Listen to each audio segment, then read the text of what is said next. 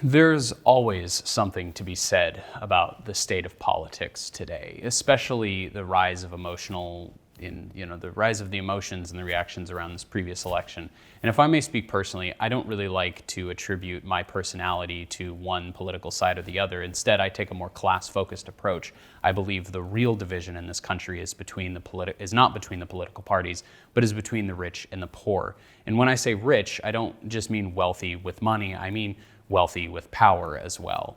The gap between these groups is far greater than I think most of us even realize. The rich I'm talking about are the few who continue to hoard wealth and power at an almost unimaginable scale. But I've come to understand that simply pointing fingers at the rich is a fool's errand and a bit of a story. I've been rethinking where I place my frustration, both inwardly and outwardly, not to change the world, but to change my own. At our core, what makes us human isn't just our ability to speak language, but our ability to tell stories. We are just monkeys that figured out how to tell each other stories. And at its core, that's what creates the vast divide between us and the rest of the animal kingdom.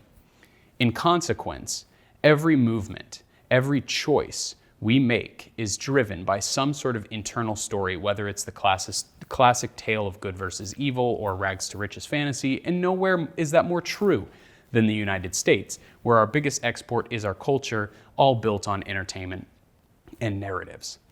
So here's something that I've recently been considering. There is always an us versus them story being told to us. It's designed to move us emotionally, which in turn drives how we act, how we spend our money, and how we vote.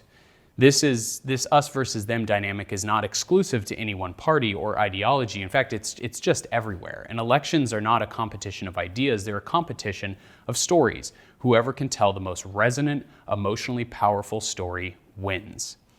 But here's the thing.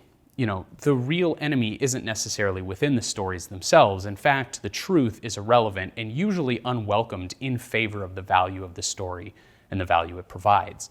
The true problem may not lie within the storytellers themselves either. Maybe it's something we can't escape. The enemy isn't our neighbor. It isn't the billionaire. It's me. I'm my own enemy. The evil in my world comes from the stories that I choose to believe. I'm no expert on anything, but I find myself increasingly fascinated by how easily humans are shaped and how all of the choices of the world and our perspectives and experiences are shaped together. And somehow on a micro scale, we are all driven by just a small handful of stories. It's just something worth thinking about.